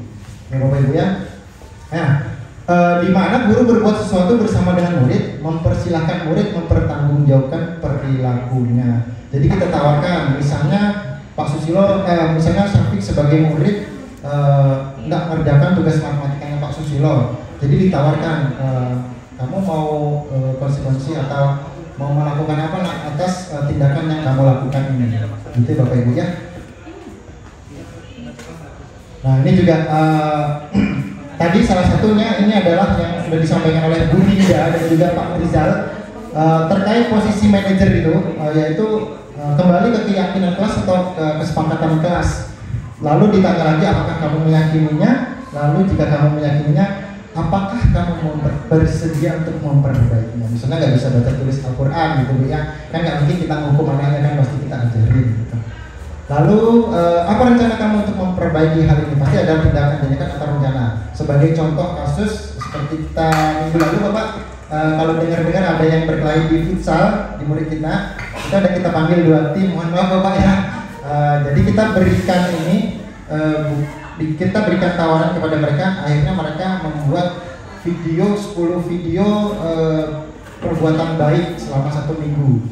Jadi masing-masing siswa tadi yang walaupun yang berkali itu sebenarnya cuma 2 orang itu, cuman kita berikan pilihan untuk seluruhnya supaya terjadi kolaborasi. Jadi mereka memberikan masukan, kami bikin 10 video kebaikan Bapak baik di rumah maupun di sekolah. Oke. Nah, ini adalah tahapannya untuk melaksanakan 5 posisi kontrol restitusi tadi. Yang pertama adalah menstabilkan identitas anak tersebut. Kedua, validasi tindakan yang salah. Ketiga adalah menanyakan keyakinan. Ini ada contoh segitiganya di sini. Nah, menstabilkan identitas itu tadi seperti yang contoh sebelah kiri ya Bapak Ibu ya. Kamu tentunya punya alasan kenapa melakukan hal itu. Misalnya kayak tadi nggak mengumpulkan tugas, alasannya kenapa? Mungkin karena sakit atau misalnya ada kegiatan yang lain yang darurat ya seperti sifatnya. Lalu kalau validasi tindakan yang salah ada di bawah itu Bapak Ibu. Setiap orang pasti pernah melakukan kesalahan. Jadi kita sampaikan itu ke murid kita. Saya sebagai guru aja mungkin sering juga melakukan kesalahan, apalagi murid kita gitu ya. Lalu kamu bukan satu-satunya yang melakukan kesalahan ini. Jadi kita tuh membawa dunia kita seperti tadi Bu Desi bilang dan Bu Rinda, bahwa kita sebagai guru itu diibaratkan sebagai seorang petani Bapak ya, yang mana harus menyuburkan tanaman-tanaman kita. Lalu yang terakhir adalah menanyakan keyakinan tadi Bapak Ibu. Oke, sepertinya materi saya habis. Bisa minta tolong satu orang kesimpulan atau refleksi? Bu Ratri sepertinya angkat tangan. Terima kasih Bu Ratri. Maju.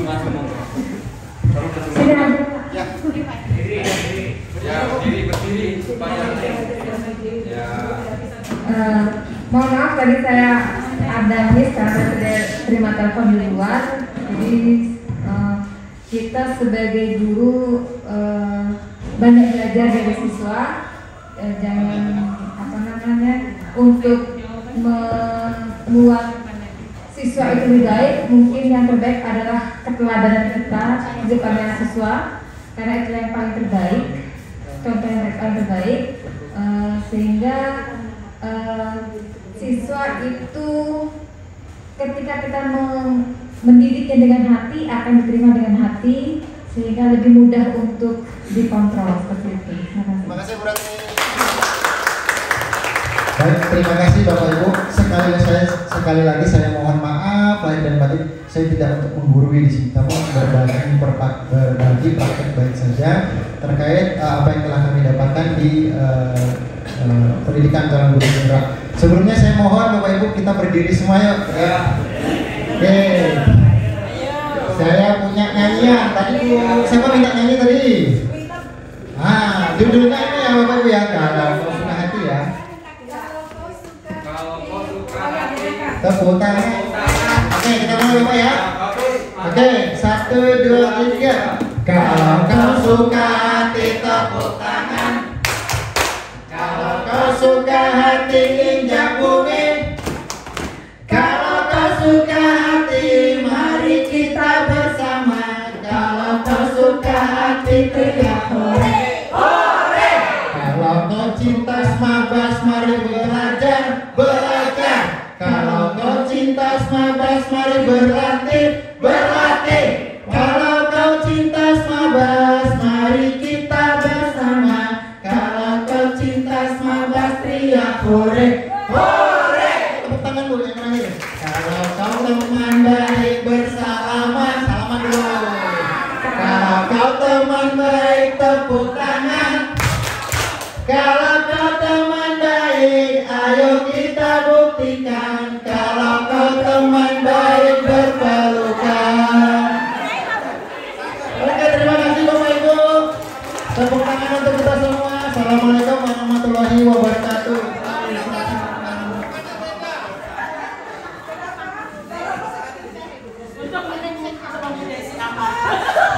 Baik, terima kasih Bu Ina, Bu Roban, duduk dulu semuanya. Baik, kita masih sebenarnya udah lewat Bu ya. Kita ada sesi sharing sebentar mengenai apa yang telah kami paparkan tadi, refleksi 2 orang Bu ya.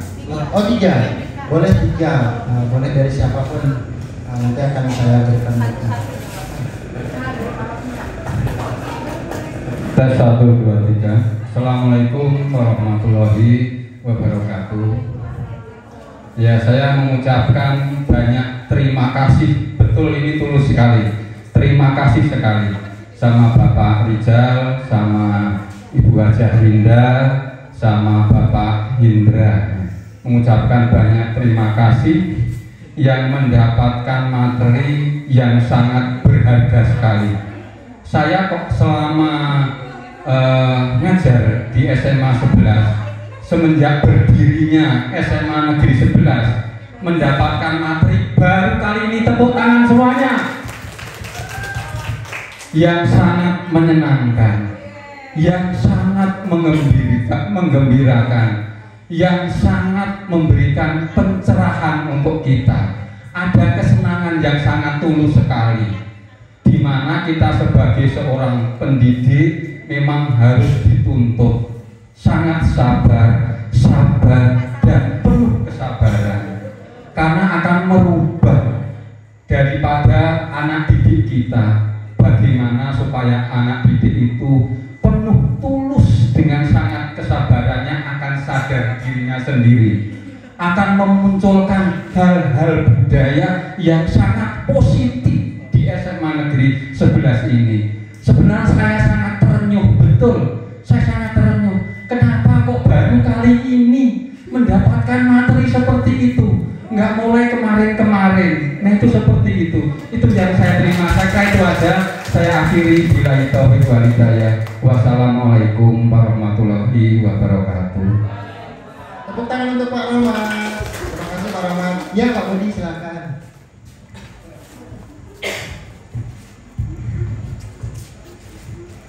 Terima kasih atas waktu yang diberikan kepada saya untuk menyampaikan utamanya apa yang saya alami ketika saya mulai dari sekolah dasar sampai saat ini. Bapak Ibu sekalian, terima kasih atas materi yang diberikan, sungguh luar biasa, dan saya merasakan ini benar-benar luar biasa. Kenapa? Karena yang saya alami itu bertolak belakang. Contoh kasusnya Bu Nina, saya alami ketika saya SD kelas 1, saya dibully. Setiap hari uang saku saya diminta. Ada dua nama waktu itu, namanya Rusdi sama Radiatno yang membuli saya. Sampai akhirnya Bapak Ibu semua, saya nggak mau sekolah. Bingung ibu saya, kenapa nggak mau sekolah? Nggak mau sekolah. Akhirnya saya diantarkan sama ibu saya ke sekolah, langsung ketemu kepala sekolah. Disampaikanlah semua. Kemudian waktu itu saya menyebut nama, dicatatlah sama kepala sekolah. Akhirnya kita pulang. Setahun kemudian atau pada saat kenaikan kelas, baru hari ini saya sadar, jangan-jangan anak itu tadi nggak naik kelas gara-gara ibu saya lapor kepada sekolah. Jadi nggak naik kelas. Waktu saya itu ya terang saja, masih SD kelas 1. Baru hari ini saya sadar, jangan-jangan wali kelasnya tadi menandai anak itu. Nah, jadi sadarnya hari ini. Ya, katanya hari ini saya tahu gitu, saya nggak lapor kalau tahu gitu ya. Tuh, yang pertama. Yang kedua, kasusnya Pak Susilo yang disampaikan tadi itu saya alami. Saya kelas 3 biologi 1. Waktu itu guru kita matematika itu dari Bali, dia lagi ada cuti, ada kegiatan di luar, kemudian akhirnya diganti ke guru baru Ibu Sri. Ini saya sebut nama saja karena mungkin dia sudah usul ya, udah tua banget atau mungkin udah nggak ada, nggak tahu juga. Nah, Ibu Sri tadi ngajarnya nggak menarik bagi kita, ya, dan kita mau menghadapi ujian nasional. Akhirnya kita sepakat, Bapak Ibu, teman-teman biologi 1, biologi 2 itu sepakat. Apa sepakatnya? Tanda tangan yang mau ganti guru yang sebelumnya, tanda tangan semua tanda tangan. Akhirnya kita guru teman-teman kita yang memotor tadi datang ke kepala sekolah dan diloloskan. Akhirnya guru tadi dipanggil lagi dan Bu Sri ini akhirnya tersingkir karena ketidakmenarikan cara ngajarnya dan lain sebagainya tadi. Hari ini pun saya sadar harusnya nggak terjadi, harusnya kita terima. Cuma karena waktu itu kita tidak mengerti karena materi belum disampaikan. Seandainya disampaikan pada saya itu nggak mungkin kita lakukan. Nah itu terjadi. Hari ini pun saya merasa bersalah karena salah satunya motornya, salah satunya saya penggeraknya waktu itu. Ya, akhirnya Bapak mengajar dengan semangat, Bapaknya kembali mengajar dan kita pun semangat belajar. Nah, jadi teman-teman kita yang ada di komunitas grup tadi itu sering cerita, ada yang jadi polisi, jadi apa, semua jadi semua, berarti katakan hampir semuanya. Ya karena keinginan mereka yang diinginkan terjadi. Nah kemudian kemarin ketika saya jadi guru, ini juga saya terapkan. Ya, salah satunya ketika anak saya kelai dalam futsal, laporlah ke kita. Nah, bagaimana futsal? Ya Pak, sayangnya Bapak nggak nonton, Bapak pulang kayaknya. Iya kalau Bapak nonton mungkin kita bisa menang Pak, karena doa-doa Bapak katanya. Itu disampaikan ke kita. Ya, saya dengan akhirnya saya pulang karena hari Jumat, karena harus saya persiapan di rumah. Tadi saya sampaikan, tidak apa-apa nak, tetap semangat. Yang kelai siapa? Ya sudah, tidak apa-apa, aman aja. Wajar saya katakan, kenapa panas-panas mau juara, kesenggol dikit wajar, tapi nggak boleh dendam. Ya Pak, sudah diselesaikan katanya. senang. Jadi orang tua saya beritahu, iya Pak dia cerita futsal, nggak apa-apa. Dan tadi malam pun orang tua saya dorong lagi, Bapak Ibu Wali, tolong ketika anak pulang ditanya, ada PR kah, ada tugas kah, atau ada perkembangan apa hari ini? Apa ceritanya? Pak, kaos kaki saya diambil, Pak, parfum saya diambil. Ada orang tuanya bilang itu dicatat sama gurunya karena apa, dia pakai celana jeans, pakai celana kain Pak. Oh iya, informasi saya sampaikan, saya terima. Ternyata kemarin ada rahasia gitu loh. Jadi HP aman Pak, HP aman Pak, HP aman Pak. Ya anak-anak, saya lagi mendorong kepada orang tua supaya anak itu lebih curhat kepada orang tua daripada kepada teman. Nanti kalau sudah curhat kepada teman, bergulirnya tadi liar.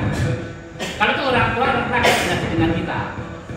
Nah, karena ini saya dapatkan bagian kecil yang ketika kita juga ikut ada informasi tentang Islam Negara, maka kita harus libatkan orang tua, libatkan kita yang ada di sini, sehingga mereka lebih cenderung untuk menyampaikan. Nah, saya senang sekali pada hari ini karena tambah disempurnakanlah ilmunya kita dengan materi hari ini, sehingga kita bertindak semakin hati-hati, kita memanusiakan manusia. Kemudian lagi ingat, pendidikan sepanjang hayat, jadikan setiap orang itu adalah guru, jadikan setiap tempat adalah untuk belajar, jadikanlah buku itu sebagai sumber ilmu. Nah ini, dan kita bekali apa? Mana yang baik itu, yang positif itu yang kita tanamkan. Selebihnya yang kurang baik kita sampaikan supaya jangan diambil. Demikian yang bisa saya sampaikan hari ini tentang materi pada hari ini. Terima kasih. Terima kasih Pak Budi dan Pak Rohmat. Sebelum ke satu orang lagi, ya jadi udah disampaikan tadi Pak Budi dan Pak Rohmat ya, bahwasanya ternyata setelah berpuluh-puluh tahun baru ada yang menyadari hari ini dan terkait dengan apa yang telah kita kolaborasikan hari ini Bapak Ibu ya. Tentunya kami sebagai yang masih junior-junior ini ada di PPL, kita harus banyak belajar dari hal ini. Ternyata ada pengalaman-pengalaman dari Pak Rohmat, Pak Budi yang udah puluhan tahun, bahkan dari SD, dari waktu sekolah di SMA baru tersadar hari ini. Jadi kita untuk kedepannya bagaimana kita menjadi seorang pendidik yang baik untuk anak didik kita, yaitu tadi belajar sepanjang hayat, karena ilmu itu sifatnya dinamis, berubah terus sesuai dengan perkembangan zamannya ya, dan juga kodrat alam juga. Ada lagi tambahan lagi satu Ibu? Boleh Ibu? Bu Wina, Bu Karin, Wina, atau dari PPL? Ya, satu ya? Yang lain kayaknya Pak, selain Julia Pak. Tadi Julia sudah.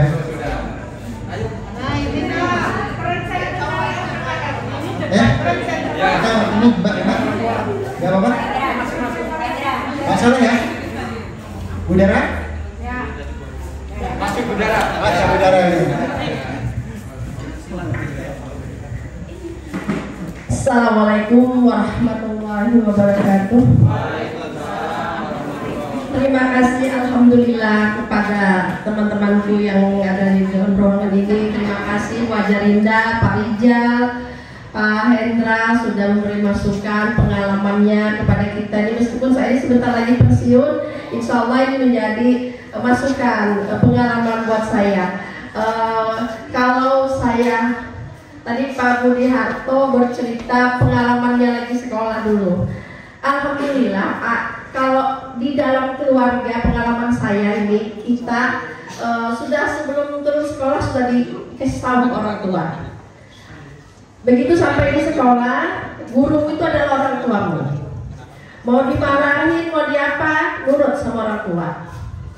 Itu guru yang dari sekolah. Begitu kita turun mengaji, dikasih tahu sama orang tua, guru mengajimu itu adalah orang tuamu, kamu harus nurut. Jadi kita mau dipukul, mau dimarahin sama guru, kita telan aja Pak.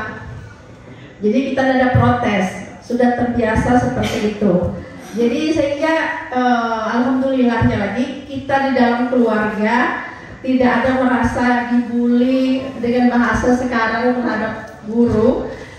Kita selalu kalau guru memarahi kita tidak pernah sakit hati karena sudah ditanamkan dari rumah bahwa guru itu adalah orang tuamu. kamu tidak bisa seperti sekarang ini kalau bukan gurumu. Jadi tidak ada rasa dibully, rasa diapa, karena itu sudah terbiasa. Jadi pengalaman-pengalaman seperti itu selama saya mengajar, saya selalu tanamkan juga terhadap anak-anak di kelas. Anggap itu orang guru yang ada di dalam kelas, siapapun Bapak Ibu guru di dalam kelas, sayangi mereka. Jangan pernah merasa kamu hebat, kamu bisa seperti apa. Jangan ada sombong di dalam hati, baik diucapkan maupun tidak diucapkan, bahwa guru yang ada di dalam kelas itu, nah, meskipun mereka guru mungkin ekonominya lebih rendah, kamu lebih baik daripada guru. Jangan ada perasaan ada tinggi ada rendah, tetap guru itu adalah orang tuamu yang ada di sekolah. Bisa ditanyakan dengan siswa, semua kelas saya perlakukan seperti itu. Cuman saya mungkin agak keras itu Pak kalau di dalam kelas, karena mungkin kebiasaan dari dulu kalau sama yang namanya ibadah, seperti kata Bu Ajalia tadi, itu nggak bisa, nggak ada toleransinya yang namanya ibadah, karena kita diajarkan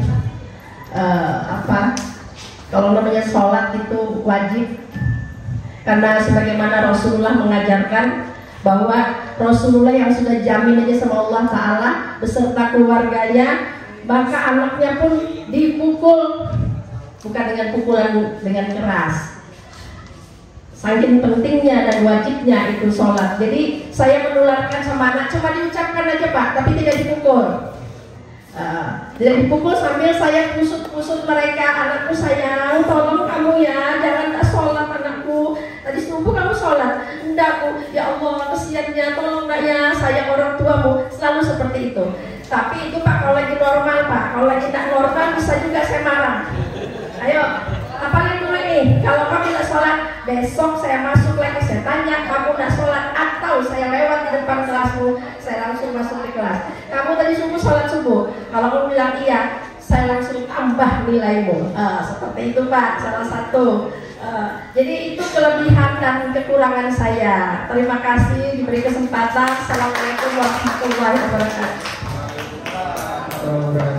Terima kasih Bu Dara, sepertinya cukup. Jadi tambahan sedikit mengenai segitiga restitusi ini tadi, selain guru, benar yang dikatakan Pak Budi Harto tadi dan Bu Dara, orang tua juga wajib melaksanakan proses segitiga restitusi ini, termasuk pemimpin-pemimpin kita yang ada di sekolah ya. Itu mungkin Bapak Ibu dari saya, silakan Bu Rinda dan Pak Rizal melanjutkan. Terima kasih Bapak Ibu. Yang pertama sebagai CIP yang lagi mengimplementasikan ilmu yang kami peroleh dari komentar Pak Rohmat, Pak Budi Harto, Bu Dara Dewi, kami juga belajar di sini Bapak Ibu. Artinya begini, dari pemaparan Pak Budi Harto, oh ternyata teori yang kami pelajari benar-benar terjadi di lapangan, seperti itu. Nah kemudian alhamdulillah jika memang itu bisa bermanfaat Bapak Ibu, yang pasti dari teori yang kami pelajari, kami mempelajari bahwa kita adalah agen perubahan Bapak Ibu. Jadi semua orang itu pasti berproses. Harapannya kita kedepannya menjadi lebih baik. Karena di sebelum-sebelumnya kita tidak tahu teori ini, contohnya restitusi, jujur Bapak Ibu, saya tidak tahu. Kemudian ada budaya positif, keyakinan kelas dan sebagainya, itu adalah hal-hal baru bagi saya pribadi juga. Terus dari modal pembelajaran di PGP ini, pendidikan guru penggerak ini, juga kita ada asinkronus dan asinkronus, sedangkan yang sinkronus itu kita belajar hanya via maya online. Jadi apabila ada sedikit yang mungkin bisa mengganjal, bisa didiskusikan. Nah terima kasih untuk sambutannya Bapak Ibu. Harapannya kedepannya mungkin bisa kita lanjutkan dengan event-event yang lain yang bisa mendukung kami untuk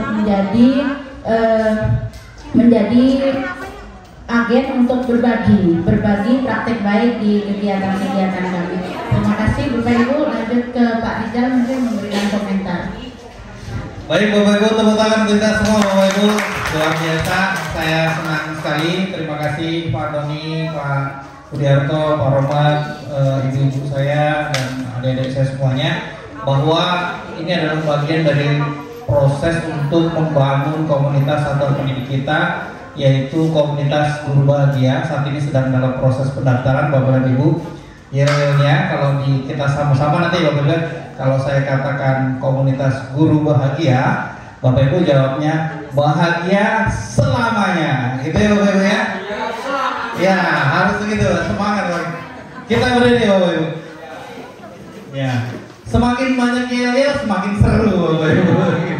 Baik Bapak Ibu, kita SMA dulu ya Bapak. SMA maju bersama hebat semua. Kemudian baru kita komunitas guru bahagia. SMA Negeri 11 Samarinda, maju bersama hebat semua. Komunitas guru bahagia, bahagia selamanya. Tepuk tangan untuk kita semua Bapak Ibu. Silakan duduk kembali. Bapak Ibu, mohon rela waktunya, ini telat 20 detik. Rela Bapak Ibu? 20 detik, 20 menit Bapak Ibu. Rela Bapak Ibu? Alhamdulillah.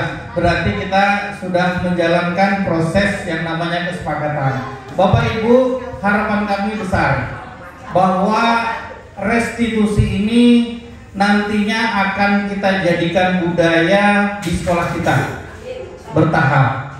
Mengapa Bapak Ibu bertahap? Perubahan itu kan tidak bisa sekaligus. Betul Bapak Ibu? Betul? Yang tadinya masih menjadi guru penghukum beralih ke pembuat rasa bersalah, beralih ke teman, beralih ke pemantau, beralih ke manajer. Harapannya nanti ke manajer Bapak Ibu. Bagaimana kita membimbing anak didik kita dengan kesalahan sebesar apapun, itu kita stabilkan bahwa manusia itu pernah salah. Dan manusia pasti salah. Dan orang belajar pasti salah. Sebaik-baik orang yang bersalah memperbaiki. Bapak Ibu, masalahnya besok dia buat kesalahan lagi, restitusi kembali. Tidak perlu marah. Kalaupun kemarah berarti kita bertobat Bapak Ibu. Marah boleh keceplosan, kadang hilang boleh Bapak Ibu? Boleh. Tapi abis itu kita tobat Bapak Ibu, restitusi kembali. Sepakat Bapak Ibu bahwa budaya restitusi ini akan kita laksanakan di sekolah Bapak Ibu? Tepuk tangan kita semua Bapak Ibu. Terima kasih kami akhiri. Mari kita bersama-sama mengucapkan alhamdulillahirrahmanirrahim dalam menutup acaranya. Alhamdulillahirrahmanirrahim. Terima kasih atas kehadiran Bapak Ibu. Mohon maaf, mohon rela jika ada banyak kata, banyak salah. Terima kasih atas waktu berharga yang Bapak Ibu berikan kepada kami.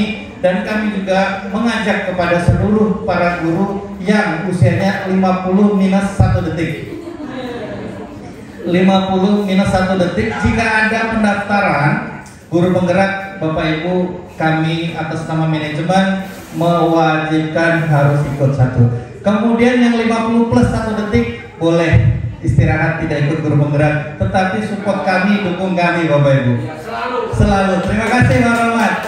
Kemudian Bapak Ibu yang syaratnya minimal 5 tahun mengajar. Jadi yang belum 5 tahun seperti adik-adik KKN ini ikut yang jalur ada tercepat hari ini, ikut ayo jadi guru. Belum terdaftar di Dapodi, silahkan ikut PPG ya, supaya nanti prosesnya lebih cepat. Karena apa? Kalau Anda PPG 100% seperti Pak Edi Marsipin sudah menjadi ASN P3K. Tepuk tangan buat Pak Edi. Karena apa Bapak Ibu? Karena mendapatkan sertifikat pendidik. Kalau tidak Pak Sarlan yang menang. Begitu ya Bapak Ibu ya. Tepuk tangan kita semua. Terima kasih, kami akhiri dengan ucapan alhamdulillah. Assalamualaikum warahmatullahi wabarakatuh.